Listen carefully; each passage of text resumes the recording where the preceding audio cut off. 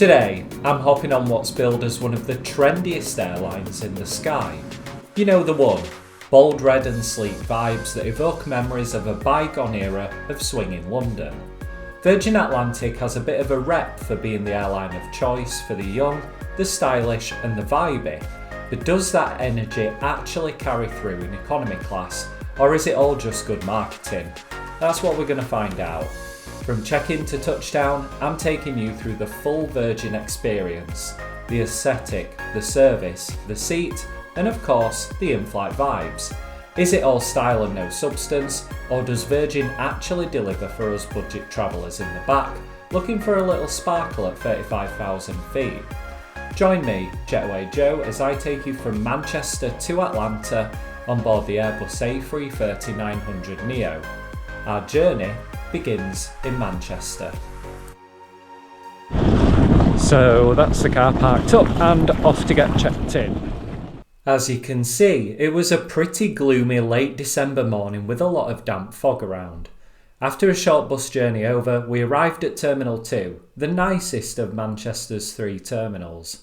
The check-in desks were easy to locate, with Virgin's bright red branding easy to find, and we used the self-service bag drop desks to print our luggage labels and drop our bags off, with the whole process taking around 5 minutes and there being no queues.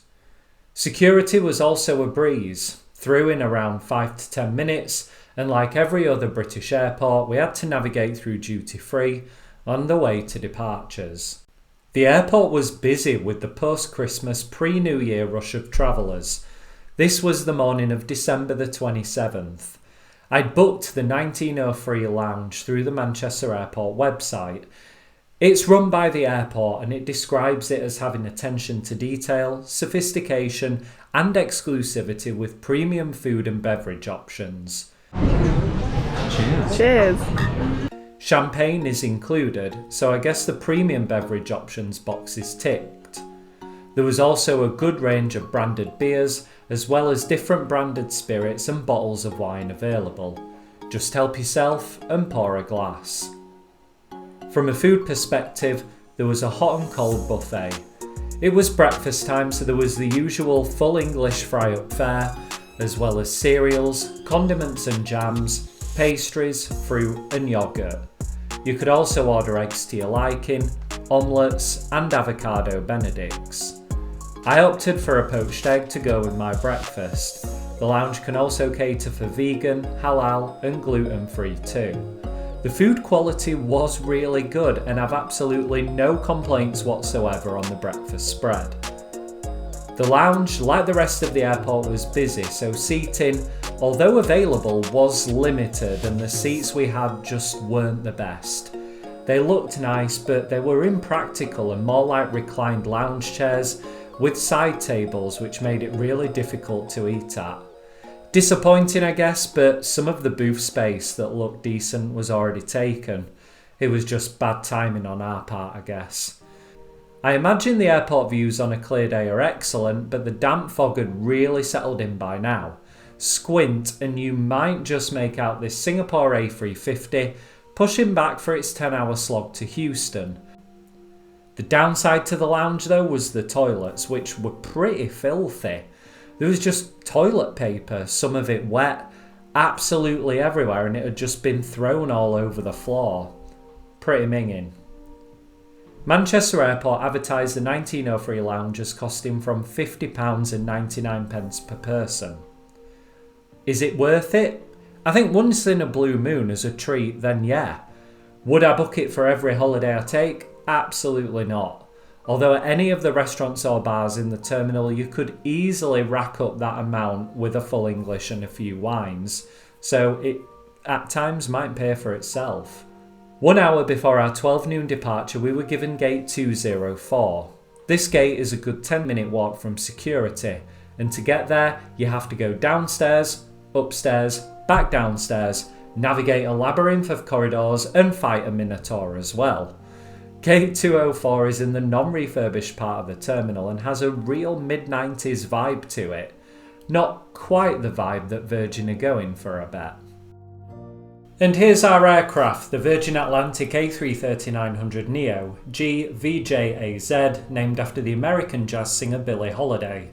This was the first A330-900 to be delivered to Virgin Atlantic, brand new in October 2022. Next stop, Atlanta. Boarding was done by groups, obviously special assistants and families, upper class, premium economy, economy delight, and then we were in Group 5, although economy, I boarded before regular economy as a Virgin Flying Club member. Stepping on board and you immediately know you're flying Virgin Atlantic. I took a right turn into a 232 premium class before making my way back to the economy cabin, which is in a 242 configuration, to my seat on this flight, 61A. It really is a smart looking cabin, even in economy, with Virgin's signature red, accented with the dark seats and carpets. So, seat 61A. There's a decent amount of legroom here for economy, as well as a literature pocket that also has a couple of pockets that are perfect for your phone. There's a bifoldable tray table and the in-flight entertainment screen that has a headphone jack and a USB port too. 61A is a perfect window seat alignment, and being 242 config, it's perfect if you're a couple or even solos having just one person sat next to you. It just feels a bit roomier.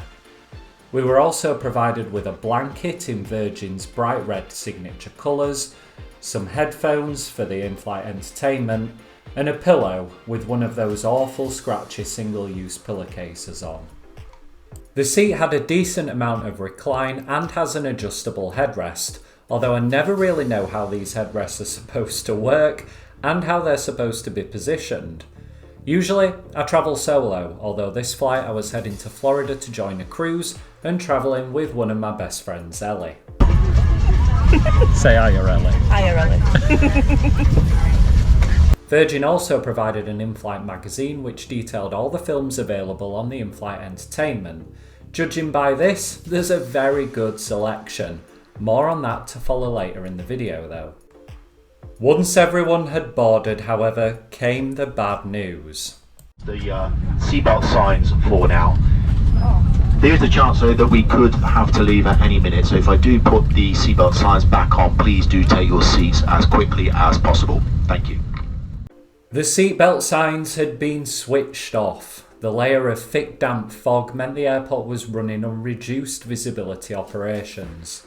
Flights were facing anything up to a 2-hour delay on the ground, and a collective groan could be heard throughout the cabin from the upper class right down to the very pits of economy.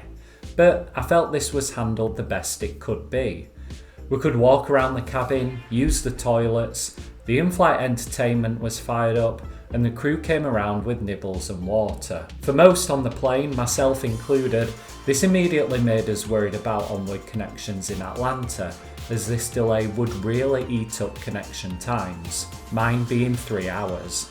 The captain announced that there were 180 of us on board connecting on from Atlanta. That's roughly 2/3 of the plane, so time was of the essence for them too.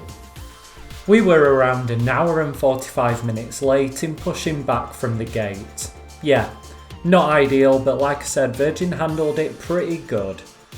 Soon enough, the engines thrust into life, and what struck me was just how quiet the A330-900neo is. It was then a very slow taxi across a near deserted airfield over to the runway. I think we were the only aircraft manoeuvring at this point. The closer we got to the runway, the visibility just seemed to get worse. It was like a thick grey soup by the time we veered onto runway 23 right for a departure to the southwest.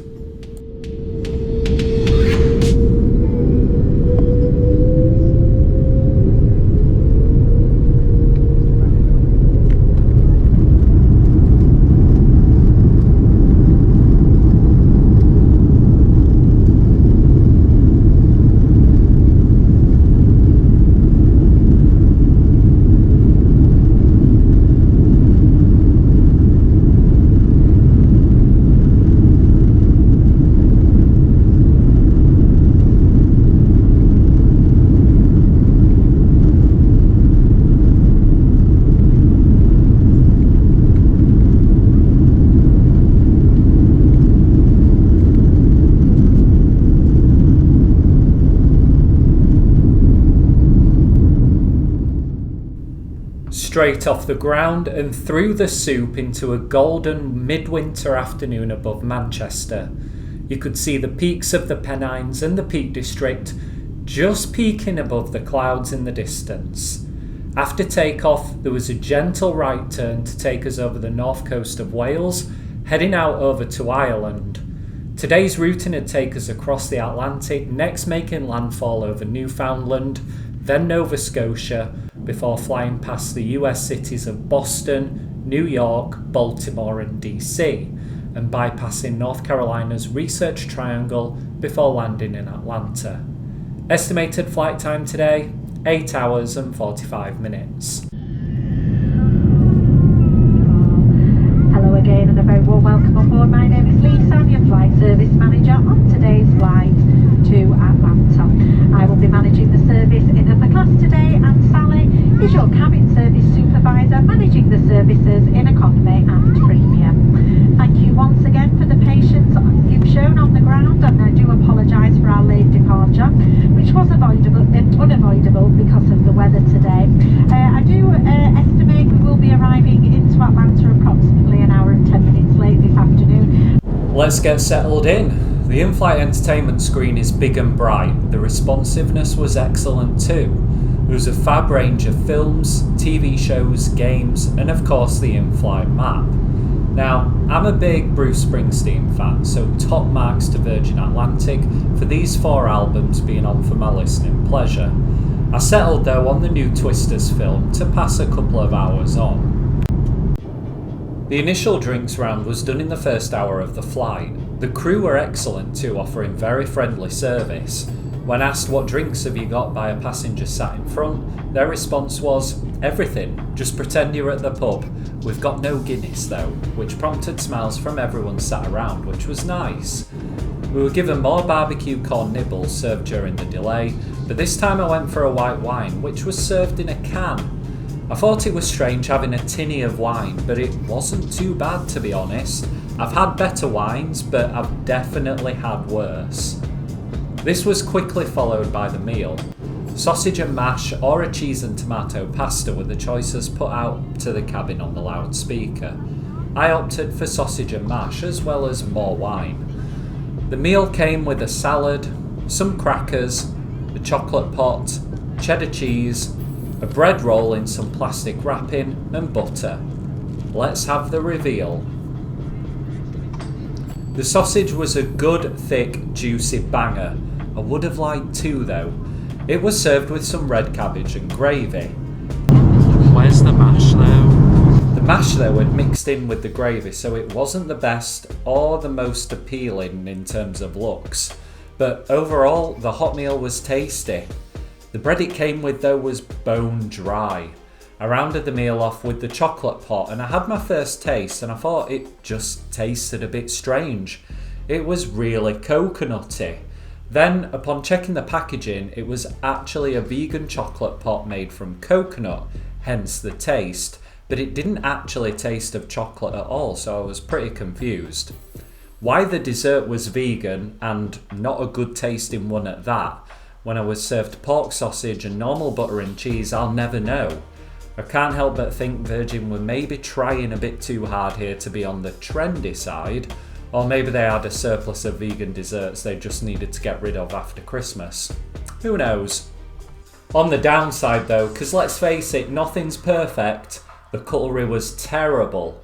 It was incredibly flimsy and the knife broke as I was trying to cut the sausage. I didn't even attempt to cut the bread given how dry it was. A post-meal nip to the loo, which was a decent size, and the mood lighting here, complete with unidentifiable liquids on the floor, I really hope it's water, kinda made me feel like I was in a dodgy toilet of a late night bar. Power socket and air vent by the toilet though, just in case you're a little bit hot and bothered. At the back of the plane is the galley where you can help yourself to soft drinks and snacks. I'll rehydrate before my nap.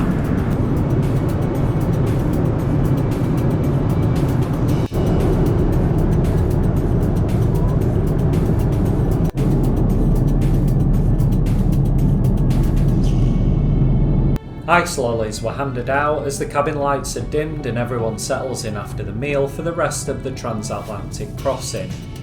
Landfall was made over a frozen Newfoundland. There were some nice views out of the window flying over the icy white landscapes of Nova Scotia and New England. We were also given views of Boston, New York and Baltimore before it started to cloud over, flying over Virginia and the Carolinas. 90 minutes before landing and during my millionth rewatch of Schitt's Creek, more food was dished out. This time it was afternoon tea, which was presented in this really nice colourful little box that was difficult to open with one hand. We were given a cheese and chutney and a cream cheese and cucumber sandwich, a warm scone with clotted cream, jam and a chocolate truffle.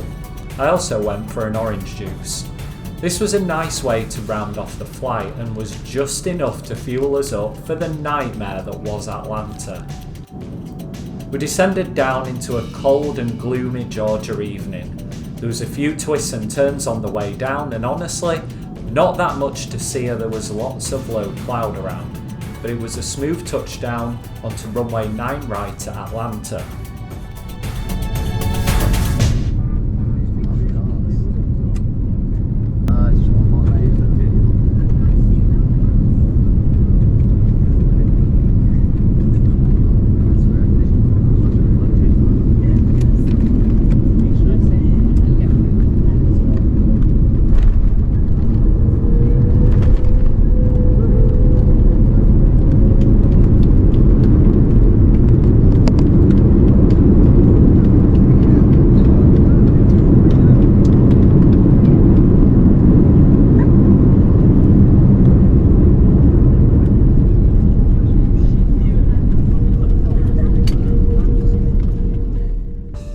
We landed 1 hour and 7 minutes behind schedule, after a flight time of 8 hours and 45 minutes.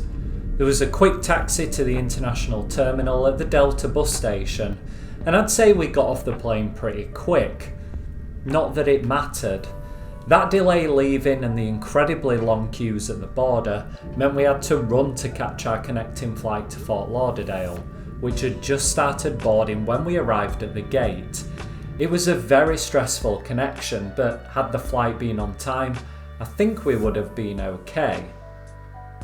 So, let's conclude. You know what? I like Virgin.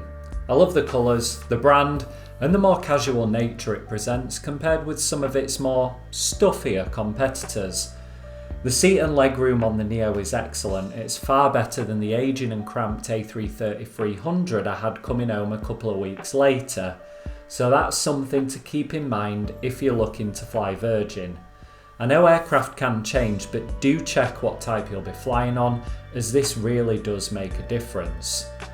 Top marks to them for the entertainment and service, but the catering was just alright. I definitely had a better meal in Virgin Economy back in 2018 on my way to San Francisco, but I'm glad they've kept the afternoon tea concept served before landing.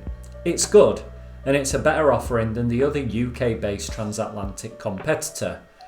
BA, I'm looking at you for that awful pastry served on my flight to Miami. Am I young? Am I vibey? Am I stylish? Probably not, but Virgin offer a solid economy product in the A330-900neo, and they really appeal to me over their competitors, so well done to their marketing department. Let me know, have you flown Virgin before, and if so, how did you find it? If you've enjoyed this video, please hit the like button and subscribe for more travel adventures. Thanks for watching. See you again soon.